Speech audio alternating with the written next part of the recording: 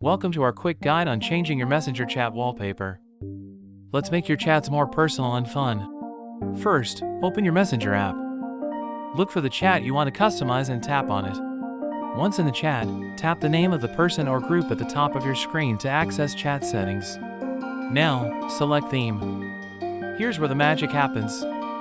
Tap to explore available wallpapers. Choose a wallpaper that suits your style. Preview it to see how it looks. Finally, hit Apply to set your new wallpaper. Enjoy your newly personalized chat atmosphere. Customizing your chat wallpaper makes conversations lively. Everyone loves a personal touch. Why stop at one? Repeat these steps to transform all your chats into unique experiences. Stay connected and express yourself in every chat. Happy chatting! Don't forget to share your new looks with friends. Let the world see your creativity. Like and subscribe for more quick tips on personalizing your digital life. Thanks for watching.